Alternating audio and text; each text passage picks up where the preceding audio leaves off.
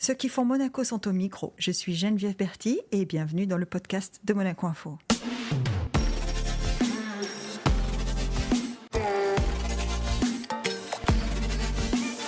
Notre invité du jour vit sa vocation sur tous les fronts. Ancien aumônier militaire en France, aujourd'hui à Monaco, aumônier de la force publique et délégué épiscopal à la communication du diocèse, c'est de l'intérieur qu'il a vécu la venue historique du pape Léon XIV en principauté. Bonjour, abbé Christian Venard. Bonjour Geneviève. Alors je dis abbé Christian Venard, c'est un peu pompeux pour dire le nom de code de l'abbé Christian Venard, c'est Padré. D'ailleurs, on se connaissait à peine et tu m'as dit, alors moi, si tu veux bien, on m'appelle Padré. Ben oui, c'était l'appellation qu'avait dans les armées françaises. On appelle la plupart du temps les aumôniers padrés. Et je trouve que c'est très beau parce que finalement, si on dit Monsieur l'abbé, mon père, il y a une reconnaissance spécifiquement religieuse. Padré, ça passe partout, dans tous les milieux. Il y a un fois d'un côté, on voit bien qu'on parle de quelqu'un qui se positionne comme père, et en même temps, padré, c'est un côté un petit peu tout de suite facile à aborder. Voilà, ça fait moins peur, et donc j'aime bien garder cette appellation. Puis ça me rappelle quand j'étais plus jeune et que je pouvais sauter en parachute. C'est ça, j'allais dire. Moi, alors la première fois que je t'ai rencontré en uniforme, ce qu'on appelle parce que tu as un uniforme, malgré tout. J'ai plus souvent porté le treillis, les rangers et le béret rouge des parachutistes que la soutane. Alors maintenant à Monaco ici, ça a tendance à se rééquilibrer. J'ai vu le béret. Je t'ai vu porter le béret là rouge, récemment. Oui. Et puis, je suis quand même plus souvent en tenue ecclésiastique, le clergyman ou la soutane, mais il m'arrive encore de porter l'uniforme des carabiniers ou des sapeurs-pompiers quand j'ai la joie de pouvoir participer avec eux à certaines activités ou parfois des prises d'armes. C'est comme ça, c'est quand on est aumônier d'un corps, on fait partie du corps en fait. Alors en France c'est particulier parce qu'en France les aumôniers militaires ont un statut de militaire. Ils sont militaires. Voilà, pendant 22 ans j'étais militaire dans la spécificité d'aumônier.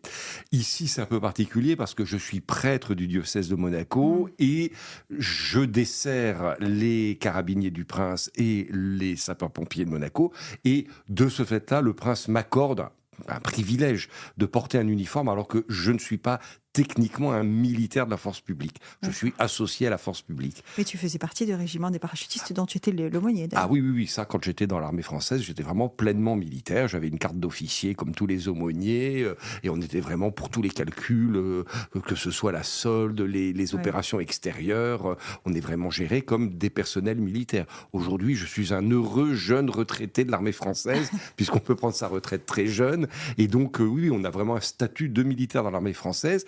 Ici, c'est pas le cas.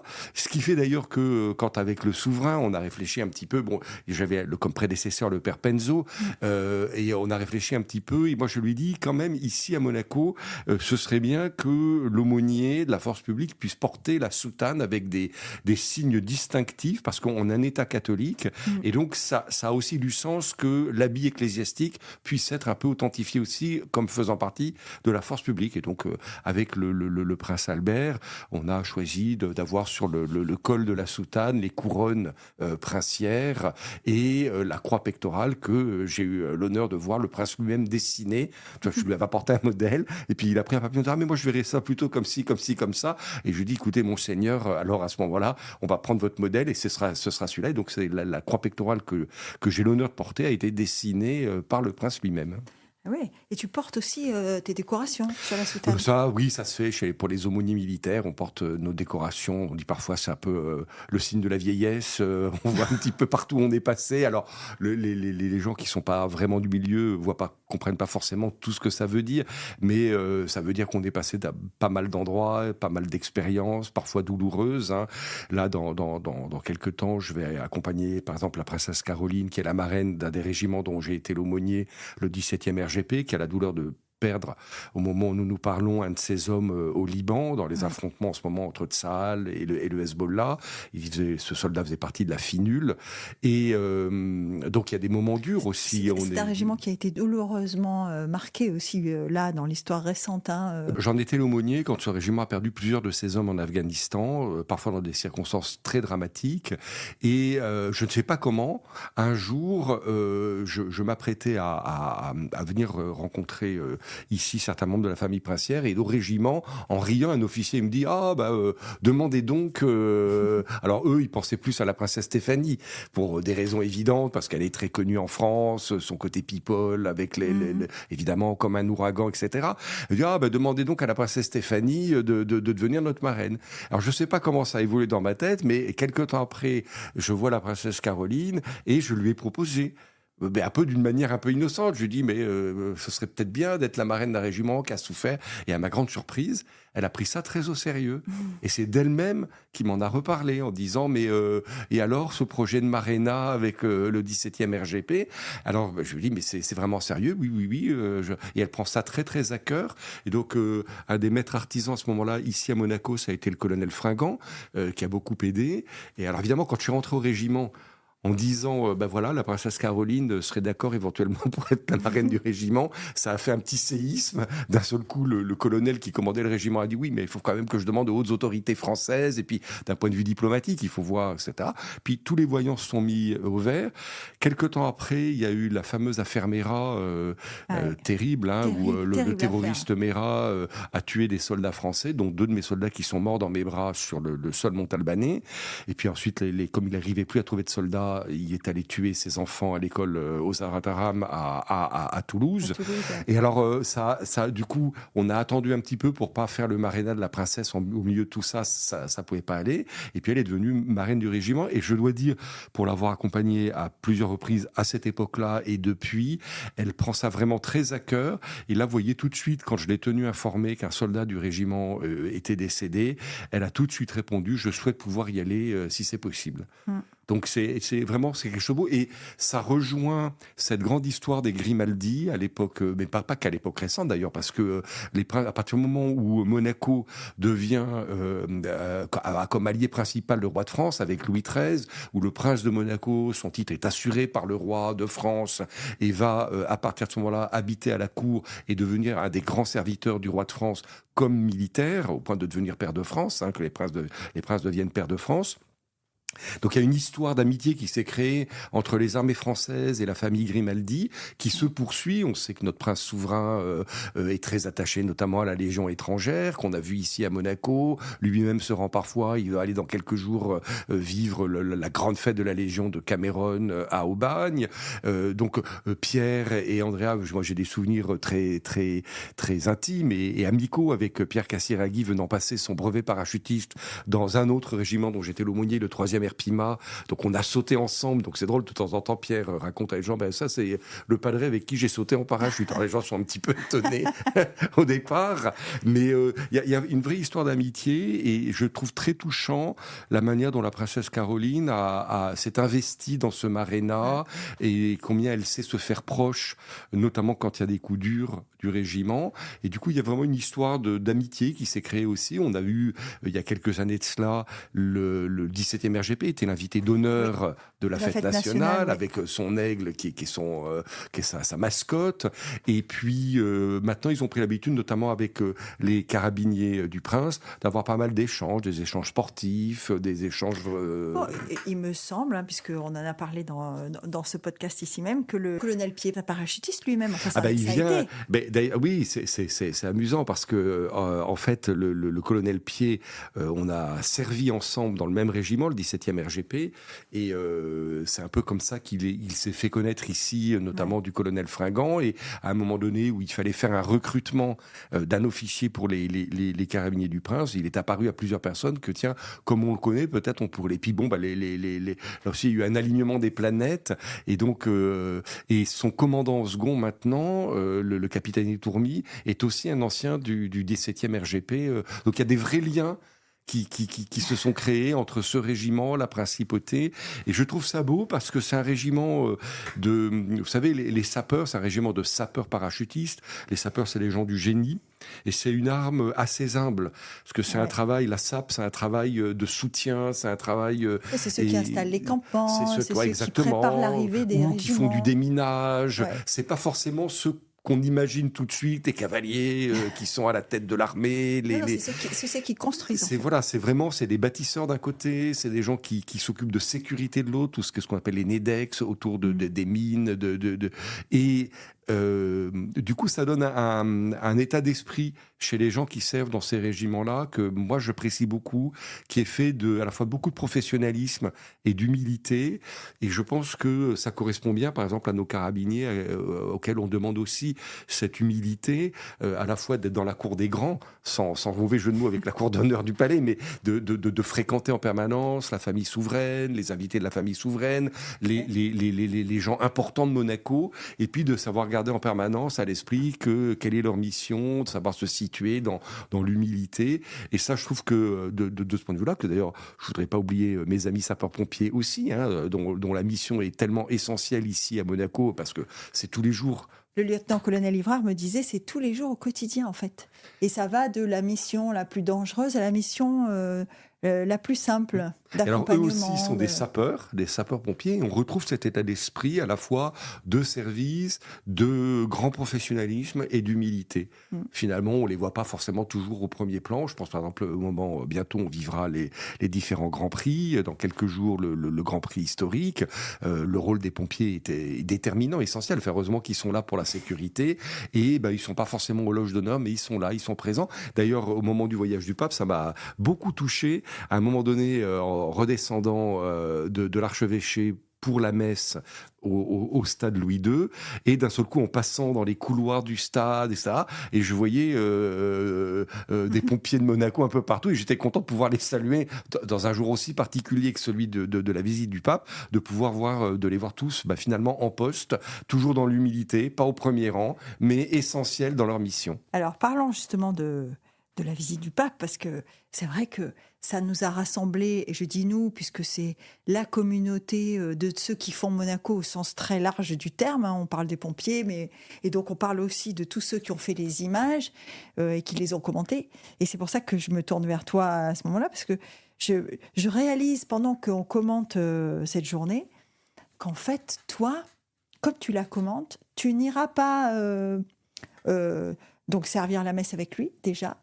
Et tu ne le verras qu'un petit moment dans la journée, finalement, puisque le reste du temps, tu es assis dans le poste de commentateur avec nous.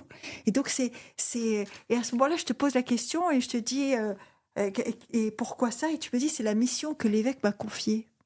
Oui. Alors j'avais quand même négocié, si tu t'en souviens, Geneviève, en disant je voudrais quand même vivre. C'est tellement historique et unique.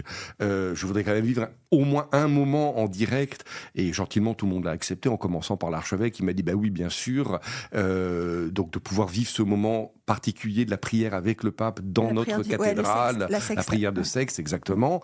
Donc j'avais dit je voudrais bien quitter les micros et les écrans. Mais après, c'est vrai que moi, j'ai appris ça quand j'ai commencé tout jeune aumônier, à 30 ans, dans l'armée française. Il y avait un mot d'ordre qui nous était donné par nos chefs dans l'aumônerie, c'est « la mission ne vous appartient pas ». C'est-à-dire, on reçoit une mission dans l'église, c'est vrai en dehors de l'église, mais c'est peut-être plus particulièrement vrai dans l'Église, on reçoit une mission, la mission ne m'appartient pas.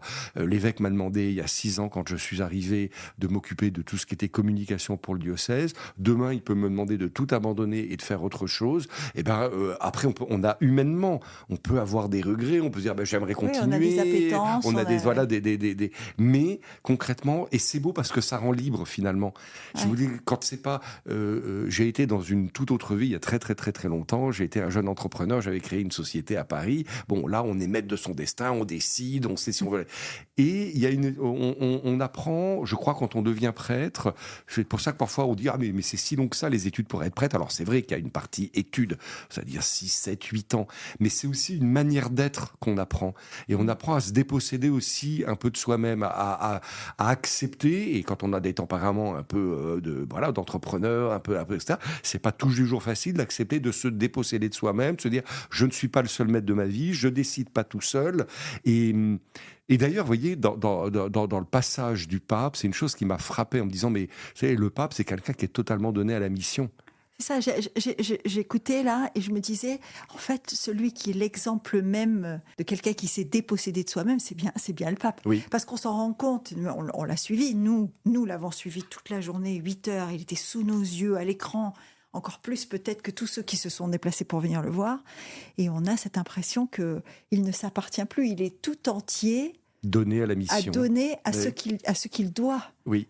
Et c'est très beau, c'est un exemple. Et en fait, le premier exemple, il nous vient du Christ lui-même. Et quand Jésus dit je suis le bon pasteur, et il fait après, quand Jésus a cette explication-là, il dit je suis le bon pasteur, et il continue. C'est-à-dire, il dit le bon pasteur, c'est pas le mercenaire. Et le mercenaire, lui, il pense à lui. Il pense pas aux brebis, il pense à comment je vais tirer du profit du métier qui m'est donné. Voilà, je suis mercenaire. Et le bon pasteur, lui, il donne sa vie pour les brebis. Le bon pasteur, il pense pas à lui, il pense pas à ça, il pense aux brebis.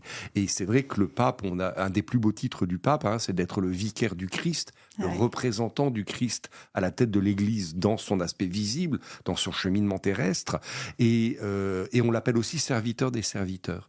Et moi, je me dis, quand un pape est élu, ce qui lui tombe, c'est pour ça d'ailleurs, tous envisagent ça avec un tremblement. Le monde croit que les gens courent après l'idée. Vous savez, quand j'étais chez les parachutistes, bon, mais padré, après avoir fait l'aumônier chez les paras, tu vas devenir forcément évêque, et puis après évêque, tu vas devenir cardinal, et puis après cardinal, peut-être un jour, on pourra dire que tu es devenu pape. Mais ça, c'est la vision du monde. Personne n'a envie... J'allais dire, plus vous avez de responsabilités dans l'Église, plus vous devez vous donner aux autres, moins vous avez de liberté personnelle. Et le pape, je pense, lui... Je me souviens d'une anecdote qui concernait Jean-Paul II. Jean-Paul II aimait beaucoup les livres d'art. Et vous pensez bien que dans la journée de pape, il n'y a pas de moment où vous pouvez vous mettre face à une cheminée avec un petit verre de whisky et un bon cigare et prendre un livre d'art en vous disant tiens, j'ai envie de contempler, je sais pas quoi, des belles maisons, de l'architecture d'intérieur, je sais pas quoi. Et alors comment le pape Jean-Paul II faisait? Il demandait à ses secrétaires, il y avait un couloir qui reliait son bureau à sa chapelle privée, et dans ce couloir, évidemment, les papes reçoivent beaucoup de cadeaux comme tous les personnages publics, et les livres d'art que le pape recevait en cadeau, il les disposait là, et quand le pape passait, il tournait une ou deux pages pour regarder juste entre sa chapelle et le bureau. Mais c'est l'impression que nous fait Louis XIV. C'est-à-dire que du moment... nous le voyons à l'écran quand il pose le pied, il descend de l'hélicoptère. Mais en fait, pour lui, ça a commencé bien avant, puisqu'il s'est levé, il s'est préparé. Il a fait 2 heures pratiquement de voyage avant d'arriver. Donc il en fera 2 pour rentrer, puisqu'il rentre dans la même journée. Et dès le moment où on le voit apparaître à l'écran, c'est exactement ce qu'on se dit. On se dit... il va avoir le temps de rien. Mais je me suis laissé glisser à l'oreille, que quand même le temps du déjeuner à l'archevêché, ça a été, d'ailleurs choisi par lui, ça a été un temps particulier pour lui. Ça a été un moment qu'il a voulu presque collégial, familial. C'est deux éléments là-dessus. D'abord, pour lui, le voyage à Monaco a commencé même encore avant. Quand j'ai découvert à 7h du matin les textes qui m'avait été envoyé par un des chefs de la salle de presse du Vatican. Et déjà, moi, j'ai explosé de joie intérieurement en me disant, c'est incroyable, le pape a compris ce qu'était Monaco. Ouais, il s'est approprié la réalité de Monaco. Donc c'est extraordinaire. Bon, ok, il y a des gens qui lui ont préparé, mais la manière dont ça ressort dans les textes, on sent. Donc son voyage à Monaco, j'allais dire, le pape l'avait déjà commencé presque avant même de venir ici. Et dans ce voyage, c'était important pour lui, et donc c'est pour ça que c'était entouré d'une forme, pas de secret, mais de discrétion, que ce moment du déjeuner soit pour lui un temps un peu de repos dans une journée très remplie. Et là, l'archevêque en parlerait mieux que moi, puisque c'est lui qui l'a reçu à l'archevêché. D'abord, il y avait très peu de monde à ce repas. C'était pas du tout un repas officiel. C'était vraiment. Il n'y avait pas de protocole. Il y avait pas de, voilà, il y avait le nonce, l'archevêque, je crois les secrétaires du pape, le pape lui-même, et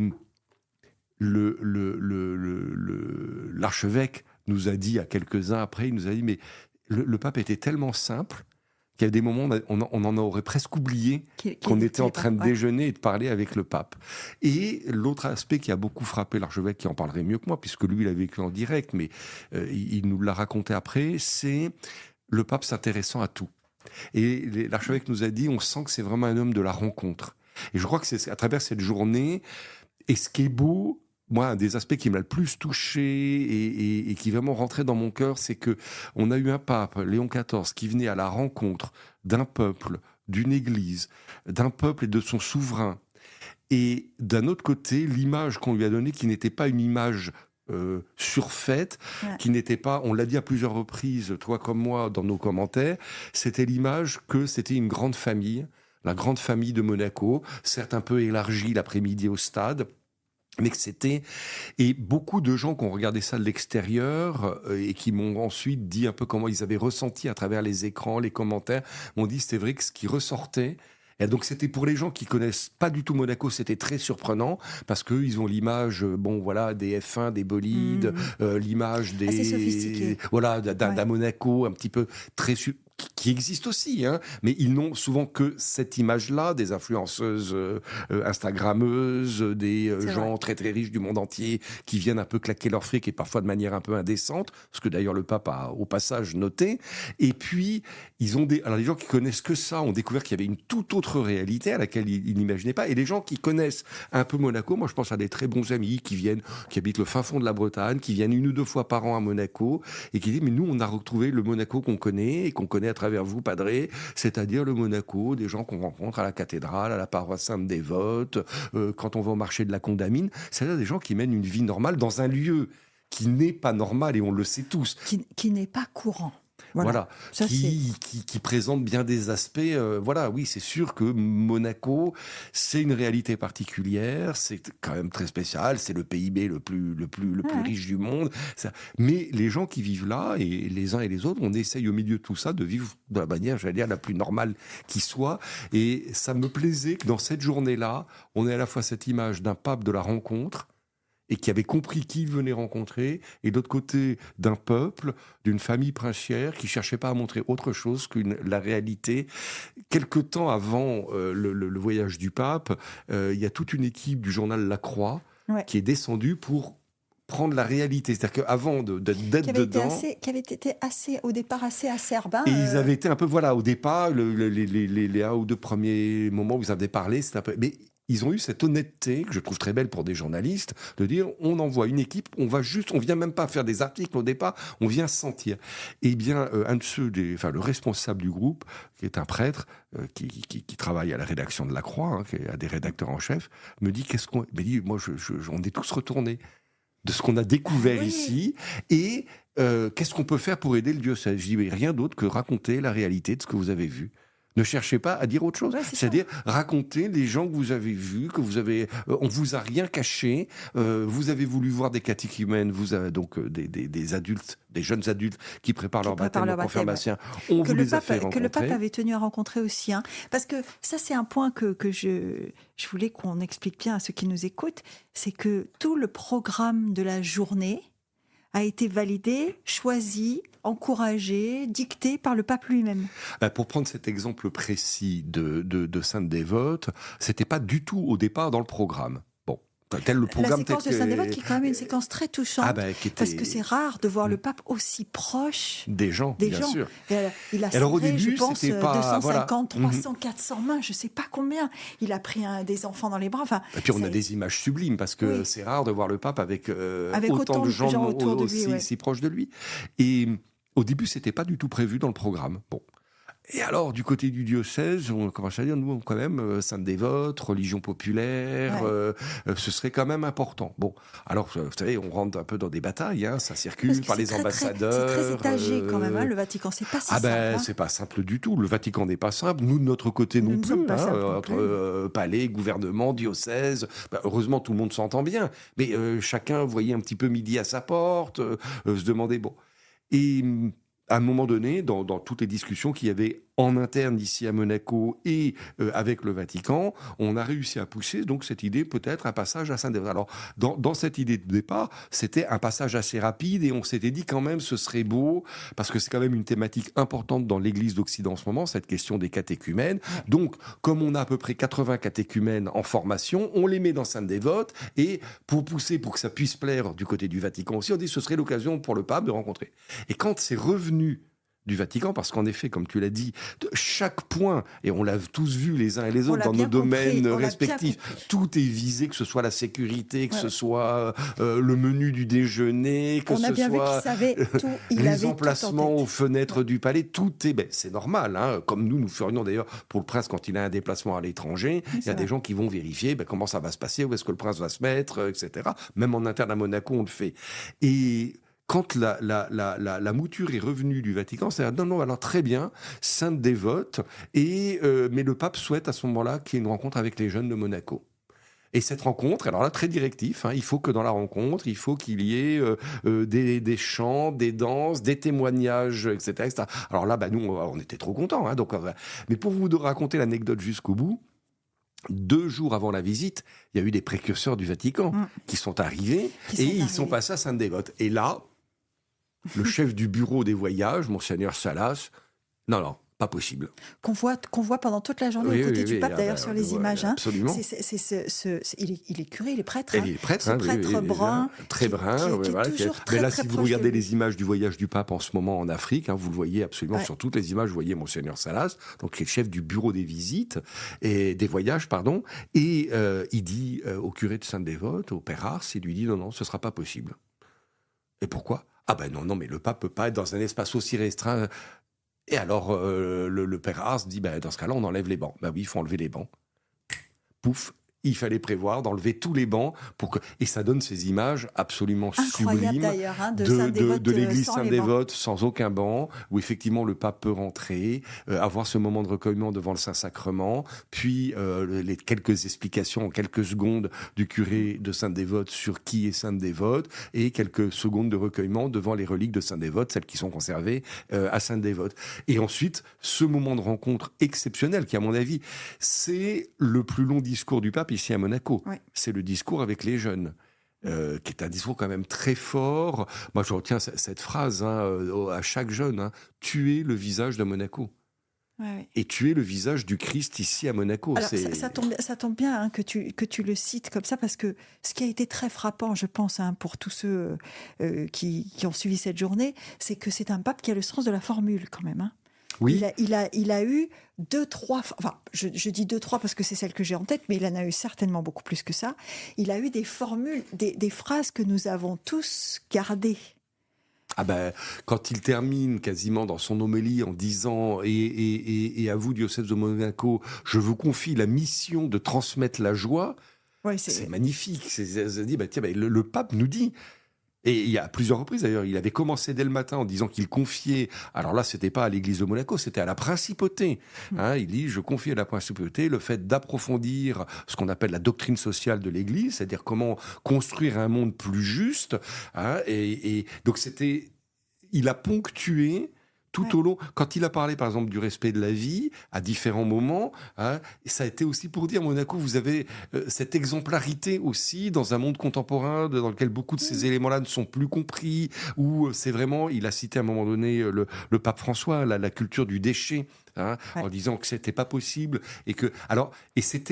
c'est un pape qui a le sens des formules et qui en même temps a une finesse intellectuelle, parce que, vous voyez, on aurait pu imaginer qu'il fasse un discours sur l'écologie à la place du palais, puis un discours sur le respect de la vie à la cathédrale, et puis un discours sur la place des jeunes dans la société auprès des jeunes, et puis un discours sur la doctrine sociale de l'Église au cours de la messe. Non, il a mis dans chacune de ses interventions, il a réussi à aborder chacun de ces thèmes-là, et à chaque fois en donnant une tonalité, une connotation, mais ce qui fait qu'au bout du compte, il y a rien de polémique. D'ailleurs, je n'ai pas entendu de propos polémiques après, moi peut-être ici ou là, quelques articles ou quelques recensions, mais très très peu par rapport à ce qu'on aurait pu craindre dans les tout débuts où la visite a été annoncée. On a quand même eu un peu de Monaco bashing habituel, notamment dans les médias français. Monaco bashing caricatural d'ailleurs,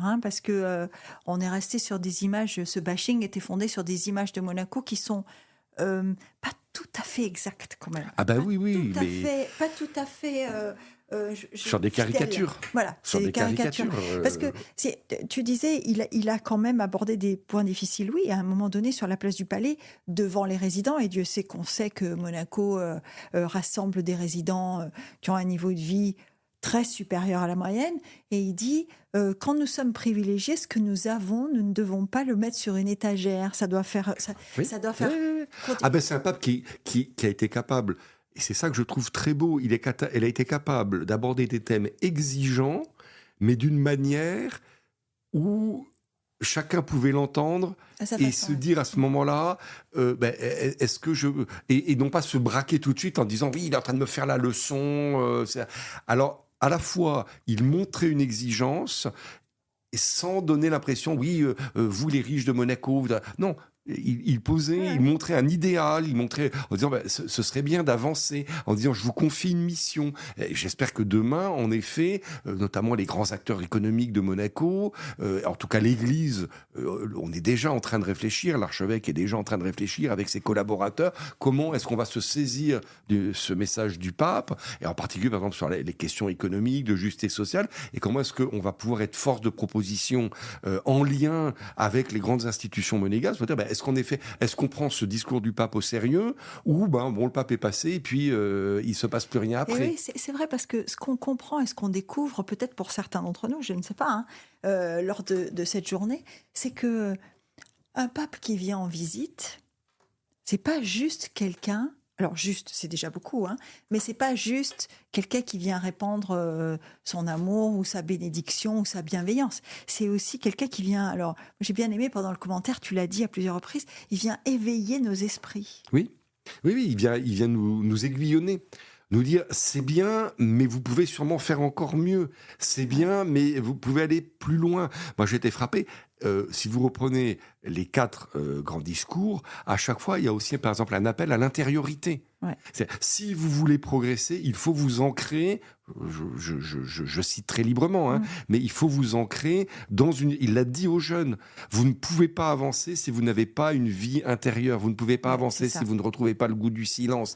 Mais à chaque fois, je trouve les mots qu'il utilise ne font pas donneur de leçons. Vous savez, c'est un gros reproche qu'on nous fait à nous, les prêtres, et qui est souvent justifié, de dire, vous avez un ton de donneur de leçons, de moralisateur. Vous êtes des enseignants aussi. Et ce qu'on est aussi en partie, parce que le rôle du prêtre, c'est aussi de dire, voilà, tel type d'attitudes sont plutôt bonnes, et puis tel type d'attitudes sont si vous gagnez beaucoup d'argent, vous gardez tout pour vous, c'est pas bien. Mais il y a une manière de le dire qui est parfois de fait pas très audible, parce que ça fait trop donneur de leçons, et quand soi-même, parce que l'Église n'a pas toujours un visage admirable, on le voit à travers la terrible crise de la pédophilie qui a touché l'Église de France, on le voit, voilà. Et pas que de France d'ailleurs, pas que de France, voilà. Mais tout n'est pas parfait, donc c'est très facile à ce moment-là de dire, ah oui, attendez, vous nous donnez des leçons. Et ce que j'ai trouvé, et ce que je trouve très beau avec ce pape, c'est que, et on l'a vu tout récemment, regardez un peu la manière dont il s'est sorti, je trouve, avec une élégance, une intelligence de situation, du début de commencement de polémique avec le président des États-Unis, Monsieur Trump. Et comment il est revenu, y compris dans un des voyages en Afrique, dans l'avion, en disant, mais moi, je joue mon rôle de pape et je suis pas là pour polémiquer avec quel que soit le président. Voilà. Je fais pas de politique. Je fais pas de politique. Il a dit, je ne fais pas de mais politique. Mais en soi, en même temps, il dit ça, et en même temps, il sait très bien que être pape, c'est être un homme politique. Mais une chose, il ne fait pas de la politique. Il est forcément politique. Quand le pape vient à Monaco, il y a forcément une dimension politique. Et que les uns ou les autres, on attendait. Alors, quand il dit qu'il ne fait pas de politique, le pape ne vient pas à Monaco pour dire le régime idéal que tous les pays devraient adopter, c'est une monarchie constitutionnelle de droit divin avec la religion d'État, le catholicisme comme religion d'État. Ça, c'est pas ça, ce serait faire de la politique. Mais quand on dit qu'il est un personnage politique, forcément, en se positionnant comme il a accepté de se positionner, il montrait que le régime politique que connaît Monaco, que d'aucuns critiquent beaucoup parce que ça correspond pas à l'ère du temps, est un régime sur lequel on peut s'appuyer et et moi ça m'a frappé aussi parce que ça reprenait une interview que j'avais eu l'honneur de faire du souverain à propos de la Sainte Dévote et de son rapport personnel lui aussi à la religion, et dans lequel à un moment donné je faisais exprès de le titiller un peu en disant mais alors religion catholique, religion d'État, ça veut dire que il y a pas de liberté de conscience, et la réponse du souverain était très éclairante en disant non, c'est au contraire, parce que je suis catholique, parce que je suis à la tête d'un État catholique, je dois encore plus respecter la liberté de conscience et la liberté de religion. Oui, le papier est revenu plusieurs fois sur cette liberté de conscience et sur cette liberté de culte. Et quand tu disais tout à l'heure qu'il a saisi Monaco, il l'a compris, ça faisait partie des choses qu'il a soulignées en disant ici, l'être humain est respecté dans son identité, dans ses croyances, etc. Il l'a répété plusieurs fois, il l'a dit il l'a dit à Sainte Dévote quand ce jeune lui dit comment on fait pour y croire quand même avec ce que le monde vit. Et il a dit continuez d'être libre Oui, et cette liberté-là, elle a un prix. Que le souverain d'ailleurs a aussi un peu évoqué dans l'une ou l'autre des interviews qu'il a données au moment du voyage du pape. On a beau dire, prendre la décision qu'il a prise de ne pas permettre au Conseil national de transformer le projet de loi sur l'avortement, c'était une décision malgré tout courageuse, parce que ça va à l'encontre, et c'était une décision libre. Et vous voyez, je le mets en écho aussi à... plein de fois posé la question avant le voyage du pape, en me disant mais qu'est-ce que le pape vient faire? Mais enfin Monaco, Oui, c'est une question qui est y compris en revenue. interne catholique, hein, mais enfin quelle idée? Je dis moi je peux pas répondre à la place du pape. La réponse on l'aura quand il viendra, et on l'a eu. On l'a eu. Mais ce dont je suis certain, c'est que ça démontre chez ce pape une liberté intérieure. Parce que il ne peut pas ne pas savoir ce qu'est Monaco. Donc, s'il prend la décision de venir, il sait aussi les risques en termes d'image qu'il prend, que des gens diront, et ça n'a pas manqué. Oui, premier voyage du pape François, c'était Lampedusa, au plus près des plus pauvres et des migrants. Premier voyage du pape Léon, son successeur, c'est Monaco, auprès des plus riches. Et tout ça est évidemment très réducteur, parce que d'un côté comme de l'autre d'ailleurs. Et donc on retrouve et ce qui était intéressant aussi, c'est que dans cet appel à la liberté, le pape nous a aussi lancé un appel à la cohérence. Ce qu'il a dit, ce que d'ailleurs le souverain avait dit avec d'autres mots quand il avait pris sa décision, en disant mais si on est un État catholique, on peut pas juste dire qu'on est un État catholique quand ça nous arrange. Moi, je sais pas, je dis un peu n'importe quoi, mais pour faire la fête de Sainte-Dévote et mettre le feu à la barque. Et puis, quand ça nous arrange pas, parce que d'un seul coup, d'autres nous disent à l'extérieur de Monaco, mais vous êtes un peu des attardés aux yeux du monde, parce que à Monaco, il n'y a pas d'avortement, etc., etc. On peut pas dire, voilà, oui, mais alors là, on serait plus vraiment catholique, on ferait autre chose. Et je crois que à travers les différents messages que le pape nous a donnés lors de sa visite, il y avait aussi cet appel à la cohérence, à l'unité, à ce que Monaco continue à se projeter dans l'avenir, parce que c'était aussi un message pour l'avenir. C'était pas un message où on regardait avec des rétroviseurs le passé, même si le passé a été évoqué. Non, mais d'ailleurs, quand tu disais on a eu la réponse, la question c'est que vient faire le pape à Monaco, et tu dis on l'a eu. Effectivement, on l'a eu sous plusieurs aspects, mais on l'a eu principalement quand le pape a dit à Monaco soyez libre d'être ce que vous êtes, cohérent avec ce que vous êtes, mais surtout continuez de l'être. Il y a quand même il y avait quand même un message et qui s'incarnait particulièrement à Sainte-Dévote, puisque c'était auprès de la jeunesse. Il y avait aussi un message. Il a parlé des réseaux sociaux, il a parlé du numérique, il a parlé de la nouvelle communication, il y avait aussi un message d'accompagnement et de dire ne lâchez pas, continuez sur cette route, vous êtes sur la bonne voie. Et j'irai même plus loin, sans avoir repris les mots du souverain lors de son accession au trône, faire de Monaco une société modèle et un modèle de société. Mais c'est quand même un petit peu ce que le pape nous a dit, en disant vous êtes aussi un champ d'expérimentation. Oui, vous avez les moyens. Parce que vous en avez les moyens et parce que vous avez ces racines. Moi, ça me frappe beaucoup, cette idée. Avoir des... Vous savez, c'est un débat qui est très actuel en ce moment en France, autour de l'identité, etc. Avec, évidemment, des particularités que nous n'avons pas ici à Monaco. Mais par exemple, moi, ça me frappe beaucoup à Monaco. Monaco, les Monégasques représentent 1/5 de la population. Et je n'entends pas, à part de temps en temps pour des questions de logement, etc. Bon, ok. Mais je n'entends pas au jour le jour les Monégasques, là, je parle vraiment des gens possédant la nationalité, hurler en disant notre identité est en train de se perdre parce que les 4/5 de Monaco ce sont des étrangers. Et la réponse, parce que j'ai un peu essayé de réfléchir en disant, mais pourquoi? Entre autres, parce que le modèle que propose Monaco, l'histoire de Monaco, la culture de Monaco est fédératrice. Et la famille princière est fédératrice. Et donc, tous les étrangers, dont je fais partie, résidant ici à Monaco, eh bien, assez naturellement, ont le désir de s'associer à ce peuple, de s'associer à sa culture, de s'associer... Et tout ça provoque une espèce de melting pot, mais avec quand même une unité profonde autour de la famille princière, autour de la catholicité, autour d'un certain nombre de grands principes qui marquent notre vie ici à Monaco, qui font de Monaco ce lieu, en dehors des questions d'argent, certes, qui ont leur importance, mais qui sont, par certains aspects, secondaires. Vous savez, Madame Lanteri, pour prendre un nom d'ici, qui va faire son marché le matin à la Condamine, qui rentre chez elle, elle se pose pas la question de savoir si elle a 450 milliards sur son compte en banque, globalement, elle a ce qu'elle a, ce qu'il faut pour vivre, etc.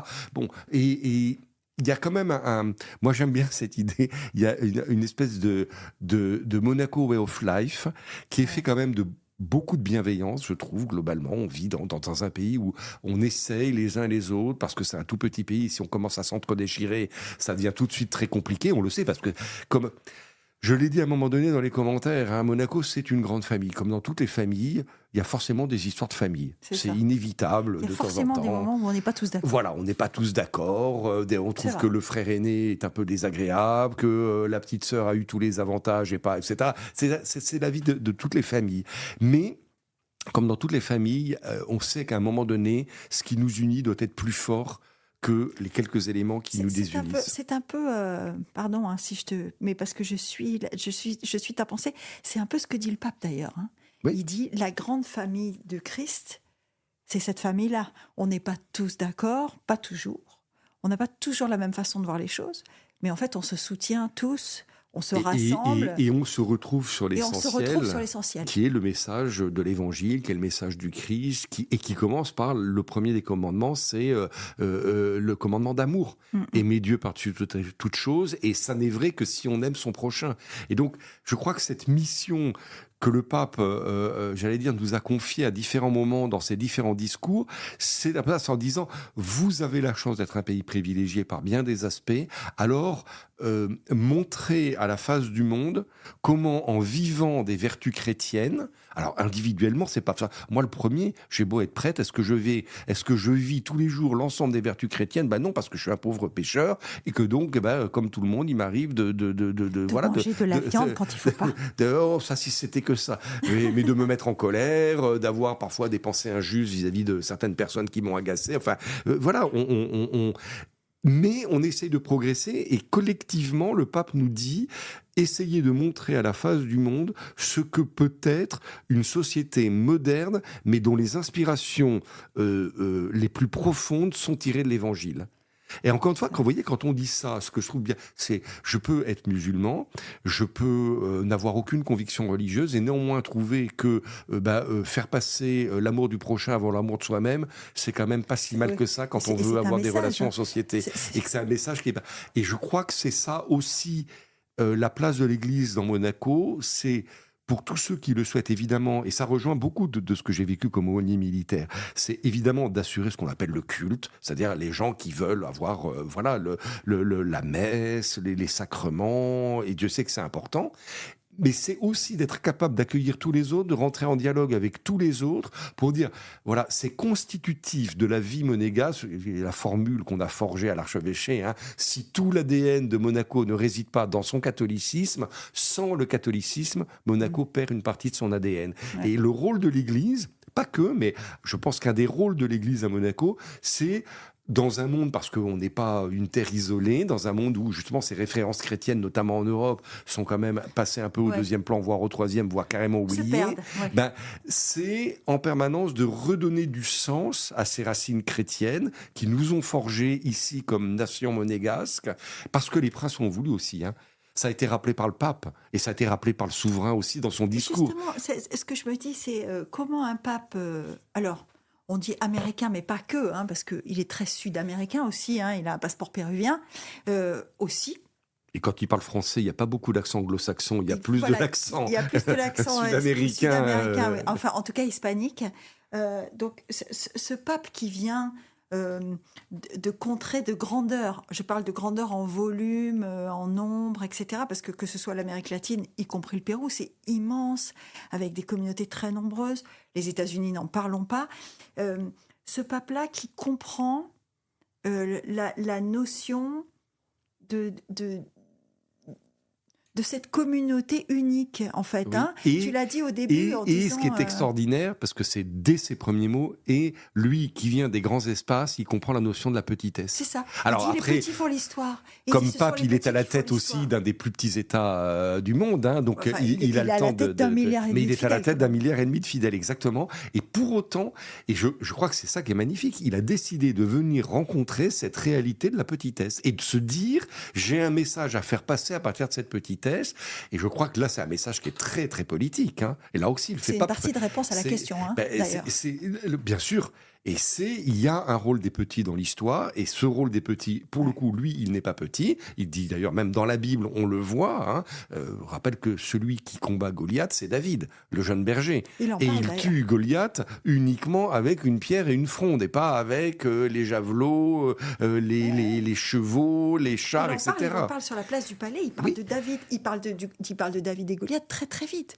Donc il parle de cette essence même de la petitesse. Il dit sur la place du palais, les petits font l'histoire. Et si on replace ça, effectivement, aujourd'hui, où on a un peu de recul avec ce voyage en Afrique et la stature vraiment politique, internationale que Pape acquiert, finalement, à cause ou grâce à M. Trump. C'est-à-dire le fait de s'attaquer, quand on est le président des États-Unis, à l'homme qui représente l'institution la plus respectée à travers le monde, finalement, ça a obligé le pape aussi à sortir un peu de dire à un moment donné comment est-ce que lui allait se positionner. Un pape qui parfois était un peu critiqué en disant oui, jusqu'à présent, il ne sait pas trop. Là, il faut dire qu'entre le voyage à Monaco et le voyage en Afrique, on voit un pape... Le chemin de croix aussi dans le Colisée. Le chemin de croix au Colisée qui a été une image... Alors, pour le coup, moi je rentre d'un voyage aux États-Unis, c'est une image qui a beaucoup, beaucoup marqué.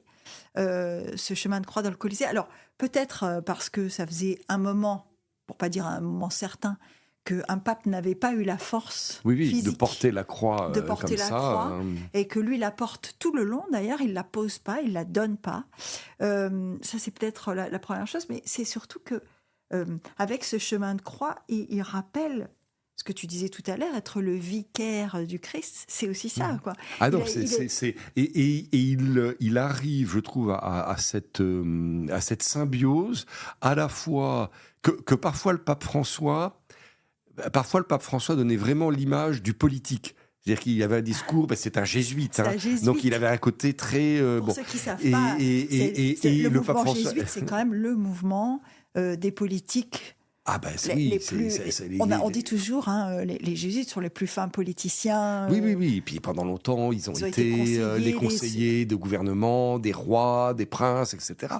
Et là, on a un pape... Le pape, lui, est Augustin, c'est ça ? Il est augustinien, exactement. Augustinien, donc le fils de saint Augustin. Et on a un pape qui montre par l'exemple à la fois son ancrage dans la foi. Donc les images du Colisée, il porte la croix, il est le vicaire du Christ, c'est un homme de prière, ça se sent tout de suite, et en même temps qui assume avec une force ce qu'il représente aux yeux du monde entier. Je crois qu'on a vu presque, on pourra peut-être un jour se dire avec le recul, on a vu émerger le pape politique ici à Monaco. Il est sorti. Et encore une fois, le simple choix, le simple choix de dire je sais toutes les critiques qu'on va pouvoir adresser, y compris peut-être en interne au Vatican même, sur le fait que je décide, et que je décide personnellement, un voyage qui n'était pas prévu, qui n'était pas dans l'agenda, et que je décide. Et quand on lit bien les textes, parce qu'une des craintes qu'on peut avoir, c'est de dire, bon, alors dans le fond, peut-être qu'il vient juste pour dire au prince Albert, merci d'avoir tenu face à l'avortement. Mais si ça avait été que ça... Ah non, c'était bien plus que ça. Ça amoindrissait. Et en fait, on a compris dès le départ que c'était pas juste une visite pour dire merci à une famille princière. Ça allait bien au-delà. Et dès les premiers mots, on l'a compris. Oui, il a remercié le prince. D'abord du discours que le prince lui avait fait, de l'invitation qu'il lui avait faite, de l'accueil qu'il lui réservait. Mais dès le départ, il s'est ancré dans une dimension où il nous a élevés, il nous a mis tout de suite à un niveau de dire « je vous confie une mission ». Dès les premiers mots, je vous confie une mission. Et tout au long de la journée, ça a été ponctué de je vous confie une mission, je vous confie une mission, je vous confie une mission. Si j'étais un peu abrupte, je te dirais, il a immédiatement expliqué qu'il n'était pas là pour rien, en fait. Ben oui. C'était pas un hasard, c'était pas un concours de circonstances. C'était pas une invitation à laquelle il avait répondu. Quoi. Et même si on le sent bien quand on voit les images, quand on voit comment est-ce qu'ils discutent, on voit bien qu'il y a un feeling, comme on dit en mauvais français, entre notre souverain et le pape. Oui, c'est frappant d'ailleurs, sur le tarmac de l'héliport au départ, on a l'impression qu'ils vont presque se donner la collade. Oui. Il y a une proximité, on sent bien qu'il moi, je n'étais pas dans le palais au moment mais beaucoup ont dit aussi qu'il y avait quelque chose vraiment d'échanges très profonds avec la princesse Charlène, et qu'il y avait vraiment là aussi qu'on les sentait vraiment, qu'on la sentait elle très émue de la présence du pape, et qu'il y avait, donc c'est très beau, et avec les enfants princiers aussi, avec Jacques et Gabriella, mais c'était pas que ça. Voilà, c'était... et en même temps, c'est dans l'ordre de ce qu'on vit ici à Monaco. C'est-à-dire qu'il y a beaucoup de choses qui passent par la famille princière, parce que c'est la famille régnante. Mais la famille régnante, s'il n'y avait pas tout Monaco derrière, ce serait pas grand-chose. Ce serait pas... Voilà, ce serait... Il régnerait sur quoi? Sur pas grand-chose. C'est bien parce que derrière, il y a tout ce mouvement, à la fois des monégasques, des résidents, et de tous ceux, parce que c'est bien aussi de pas oublier, et d'ailleurs, quand on va parler à un moment donné de justice sociale, de doctrine sociale de l'Église, il va aussi falloir qu'à un moment donné, on repense peut-être ici à Monaco la manière dont nous traitons, la manière dont nous accueillons tous les pendulaires, d'Italie en partie et beaucoup de France. Comment est-ce que on les voit, je suis en train de caricaturer, comme juste du lumpenprolétariat qui vient faire tourner Monaco, ou est-ce que il n'y a pas peut-être à repenser aussi notre management ici à Monaco de tous ces étrangers, français, italiens, voire beaucoup plus, lusitaniens, etc., qui viennent tous les jours faire aussi Monaco, et sans qui Monaco n'existerait pas. Et je pense que dans les messages du pape, il y a aussi construire une société dans laquelle personne, alors on l'entend très bien quand on parle de la défense de la vie, des plus faibles, des enfants jusqu'aux personnes âgées, mais je pense que la défense de la vie, c'est aussi de laisser personne sur le bord du chemin, et peut-être, et là, ce sera à nous de voir un peu si on n'a pas un peu, et le pape de quoi nous y a invités, des mea culpa à faire, en disant est-ce que parfois notre modèle de société ici à Monaco n'est pas trop injuste, ne manque pas un peu ou pas assez juste, ou comment en tout cas peut-on faire pour encore plus que tous ceux qui viennent ici à Monaco se sentent partie prenante d'une histoire, et parce que en fait c'est ça la grande réussite. On parle beaucoup en ce moment du mariage du siècle, le mariage de la princesse Grace et du prince Régnier, en disant oui, c'est grâce à ça, c'est ça qui a relancé Monaco, et c'est vrai, et cette histoire dans laquelle mais il faut tout le reste. Et il faut que tout le monde, du plus humble, qui vient travailler pour ramasser les ordures à Monaco le matin. Moi, je vais dire la messe très tôt le matin sur le Rocher. Et donc, il y a encore tous les gens qui sont là pour nettoyer les rues, passer les jets d'eau, etc. Et je suis frappé de voir qu'ils disent bonjour très volontiers. Il y a toujours des échanges de sourires. Si on prend le temps juste de s'arrêter une seconde, dire bonjour, merci, etc. C'est des moments et ils sont en attente de cela. Et je crois que c'est des petites choses comme ça qu'on pourrait peut-être encore plus. Je parlais tout à l'heure de cette bienveillance qui, je trouve, quand on s'y habite trop peut-être, mais il y a quand même, les gens qui viennent de l'extérieur sont quand même frappés, qui se manifestent par exemple dans le fait que combien à Monaco on essaie de faire très attention aux piétons, au passage piéton pour non pas comme ça se passe ailleurs où les piétons essaient de passer entre trois voitures et de faire en sorte qu'on s'arrête, et d'ailleurs on est agacé quand des étrangers ne s'arrêtent pas au passage piéton ici à Monaco. Je crois que c'est tous ces petits éléments.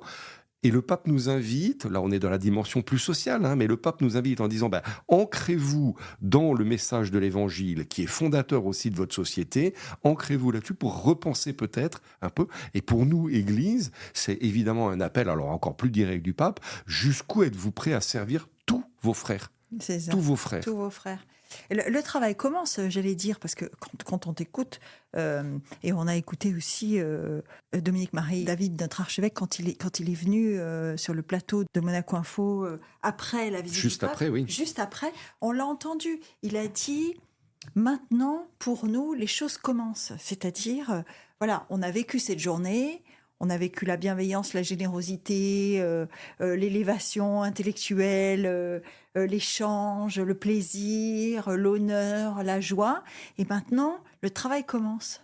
Le travail commence, et en même temps, il a déjà commencé. Parce que moi, j'étais très frappé dans ce temps assez court de préparation, de voir, même s'il y a eu et c'était inévitable qu'il y ait des moments de tension, d'incompréhension à certains moments, mais quand même, tout le monde a eu le désir, et là je parlais par exemple en interne diocèse, j'ai vu très peu de tension, il y en a eu, hein, on va pas se mentir, il y a eu des moments un peu, un peu compliqués, mais des moments difficiles. Je n'ai pas vu de gens dire après, ah oui, je veux plus lui parler, etc.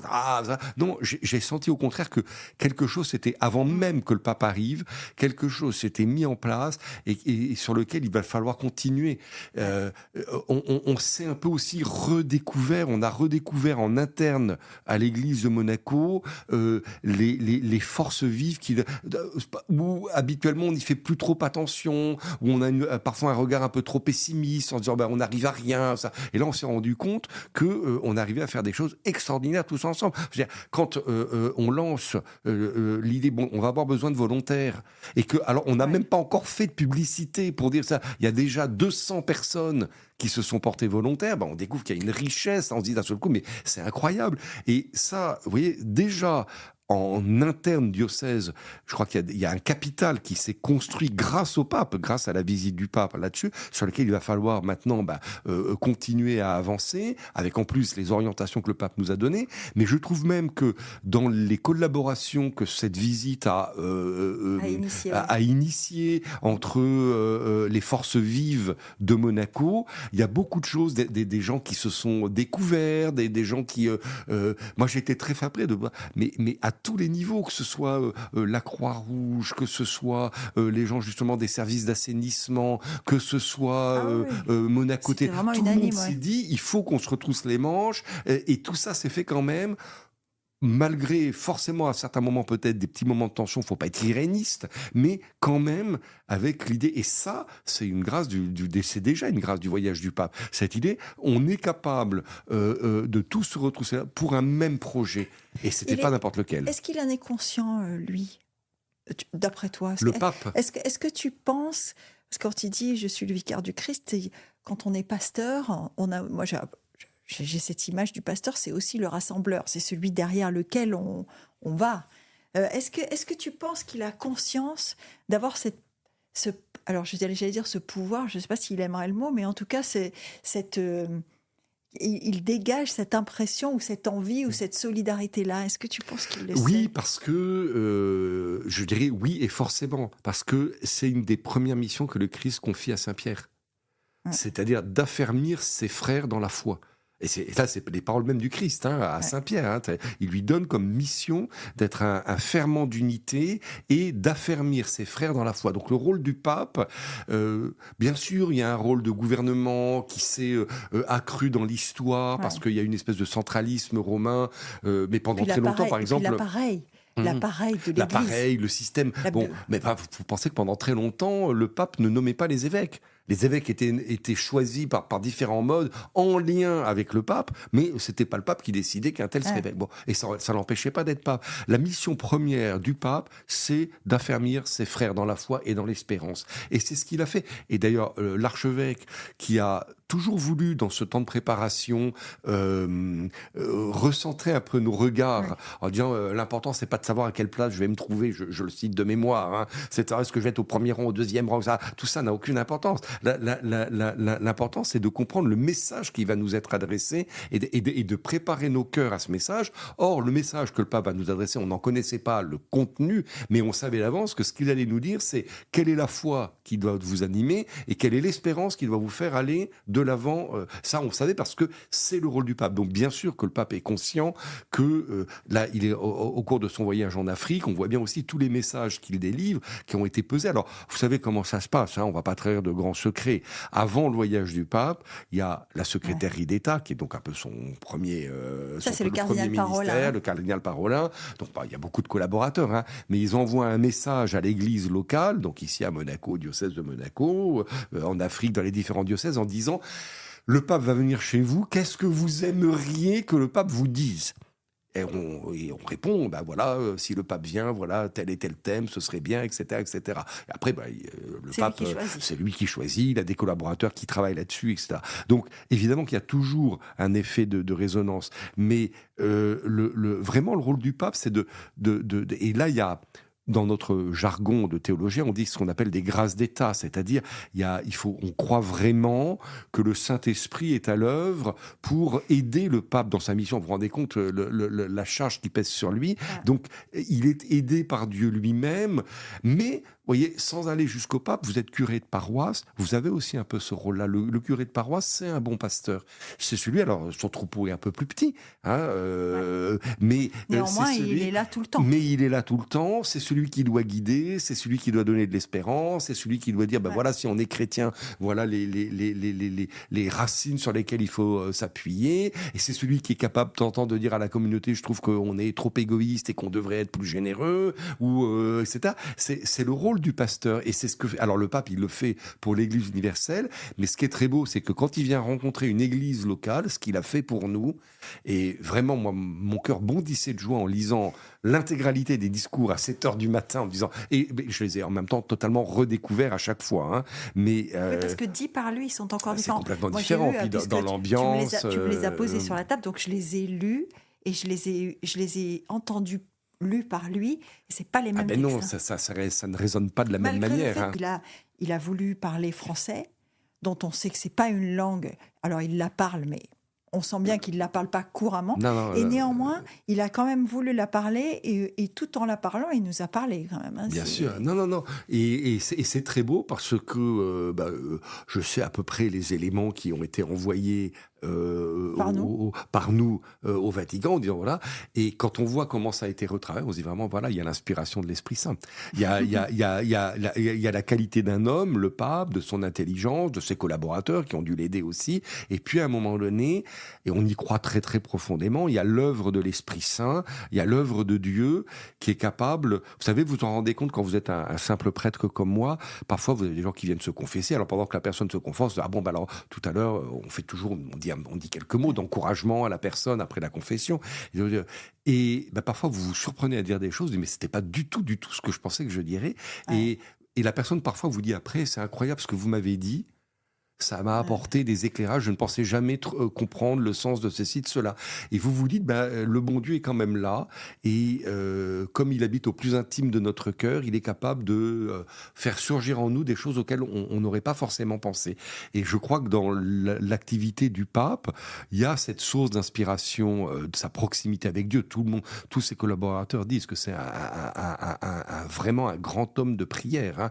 Donc, et c'est pas pour rien qu'il a insisté à différents moments de cette journée historique qu'il a passée ici, sur cet ancrage dans la prière, cet ancrage dans la foi, parce que c'est là qu'on trouve la vraie source. Vous savez, parfois, dans les situations les plus dramatiques, on est incapable de trouver des mots. Et les seules choses qu'on arrive à trouver, qui vous viennent d'ailleurs, et vous vous dites, mais pourquoi est-ce qu'à tel moment j'ai dit ça, ou pourquoi est-ce qu'à tel moment j'ai pu poser tel geste, et vous vous dites, c'est pas forcément venu de moi, c'est venu d'un autre, qui habite en moi, et cet autre, c'est le Christ lui-même. Et c'est très rassurant, parce que ça vous évite de tomber dans l'orgueil d'un côté, de dire c'est moi, je suis tellement génial que j'ai trouvé ceci, cela. Alors le pape pourrait se dire, je suis un homme génial, etc. Et en fait, il y a une espèce de... Vous voyez, tu vois, on parlait tout à l'heure de cette idée de dépossession quand on devient prêtre, hein, et qui est encore plus grande quand on est pape. Le pape, il ne sert pas... C'est peut-être toute la différence avec un monsieur Trump et avec n'importe quel homme politique. Le pape, il ne sert pas sa propre figure, il n'a pas de parti, il n'a pas d'élection en jeu, etc. Il n'a personne à qui il doit. Lui, le pape, un jour, il ne doit rien. Il va rendre compte. C'est très beau, vous savez, la plupart du temps, quand les papes rentrent... Alors, je ne sais pas, s'il l'a fait après son voyage à Monaco. En tout cas, les grands voyages où il part pendant plusieurs jours, etc., quand le pape rentre, c'est une coutume que tous les papes font, ils vont tout de suite à la basilique Saint-Pierre, s'agenouiller devant les reliques de Saint-Pierre, sous l'autel majeur de la basilique Saint-Pierre. Ouais. Et ils viennent, et comme un peu, ils vont rendre compte au premier des papes de ce qu'ils ont vécu, et à travers lui aussi au bon Dieu. Et en général, leur deuxième visite, c'est à Sainte-Marie-Majeure, à l'icône Salus Populi Romani, qui est l'icône de la Vierge la plus vénérée à Rome, en tout cas par les Romains. Et un peu comme, voilà, le pape en rentrant de voyage, il va rendre compte à Saint-Pierre, il rend compte au Bon-Dieu, il rend compte à la Sainte Vierge, parce que c'est pas sa mission à lui, c'est la mission on revient aussi à cette idée, c'est la mission qui lui avait été confiée. Et Léon XIV ne roule pas pour Léon XIV. Léon XIV, il roule pour le bon Dieu et il roule pour les chrétiens. Je crois que ça a été unanime, alors en tout cas de tous ceux qui ont évoqué ce sujet avec moi et avec qui j'en ai parlé. Le moment qu'on vit au stade Louis II dans cette messe, d'ailleurs, c'était complètement surréaliste parce que le stade n'avait jamais accueilli un autel, un cortège de prêtres, 200 prêtres, un pape, bon forcément. Hein. Et donc, on n'avait jamais vécu ça. Et de l'avis de tous ceux qui ont partagé ce moment, ils sont tous revenus en disant, alors le pape, vraiment, il ne se prend pas pour un autre. Oui. Je le dis avec une expression courante, hein, mais on n'avait vraiment pas l'impression d'avoir un homme qui était plus fort que sa fonction. Hein. Pas du tout. C'est amusant avec un vaticaniste. J'en parlais juste après le départ du pape et je lui dis tiens, c'est dans ses discours il a des accents de Jean-Paul II. Il me dit oui c'est vrai, mais il est très différent de Jean-Paul II parce que Jean-Paul II était un acteur né, il avait fait beaucoup de théâtre et c'est un homme de communication et Jean-Paul II savait parfaitement l'effet qu'il faisait sur les gens et il en jouait d'une certaine manière, il savait, on le voit dans et lui, le pape Léon, ce qui est très beau, c'est qu'on le sent à certains moments un peu dépassé, non pas parce qu'il incarne parfaitement l'autorité pontificale, et tous ses collaborateurs disent que c'est un homme de décision, il écoute beaucoup, mais alors que quand il prend une décision, il n'y a personne d'autre qui la prend. D'ailleurs, on l'a vu, quand il a pris la décision de venir à Monaco, il a pris la décision, et c'était une décision personnelle. Et il y a quand même des petits moments où on sent lui-même se dire, je suis un peu dépassé par et c'était très beau quand ces images du pape passant au milieu des jeunes à Sainte-Dévote, c'est parmi les plus belles images, parce que on retrouve cette idée du bon pasteur qui se donne. Il va de l'un à l'autre, il accepte de se laisser toucher, on lui présente des enfants, il les prend, il les embrasse, et tous ces jeunes, il s'est vraiment pendant toute la journée, il s'est rendu disponible le plus possible. Quand on a pu quelques-uns le saluer à la fin de l'office de Sexte à la cathédrale, c'était pas du tout prévu. Normalement, il aurait dû partir tout de suite. Puis on a de la chance, c'est que le plus jeune prêtre du diocèse voulait absolument. Alors il est arrivé presque comme une furie. Moi, je veux saluer le pape.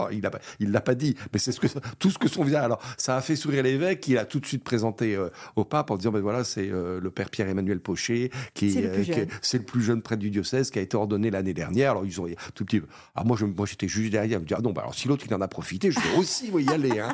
Mais tout en me disant en même temps, je savais que c'était pas prévu. Donc, en restant un petit peu avec une petite réserve. Et là, et tout ça est très humain et très beau. Je vois le regard de l'évêque qui me dit, mais d'un regard, c'est bon, avancez. Et l'évêque qui dit, voilà, c'est le père Christian Venard qui s'occupe de la communication.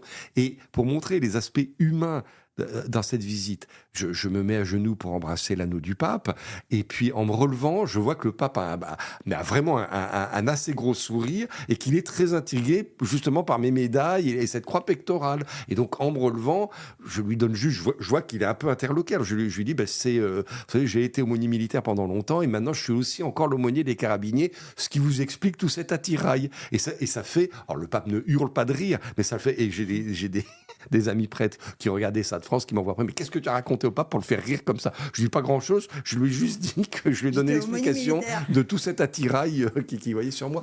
Et ça montre le côté très humain, et en même temps, je vous assure que j'avais pas du tout envie de lui taper sur l'épaule, c'est vraiment le pape.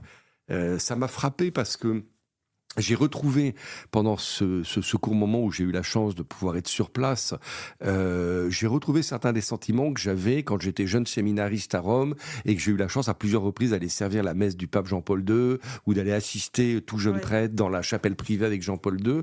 C'est-à-dire de se dire qui est un sentiment à la fois d'amour, d'affection, en se disant cet homme-là, tout ce qu'il doit porter sur ses épaules.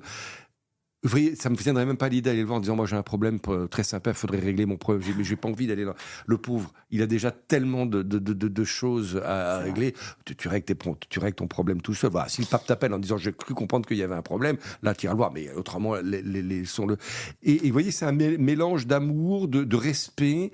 Et ça m'a fait vraiment plaisir de retrouver ces sentiments du jeune homme que j'étais il y a fort longtemps, quand j'étais à Rome comme séminariste, et en me disant, voilà, les papes changent, mais le ministère pétrinien, le ministère de Pierre reste le même, incarné par des hommes différents, mais chacun apporte à l'époque, au moment où il est pape, il apporte le meilleur du message de l'Évangile pour un moment donné. Et nous, c'est ce qu'il nous a transmis. Il nous a dit, voilà, vous devez être fiers d'être chrétien et catholique ici à Monaco, voyez jusqu'au bout, ça doit vous amener.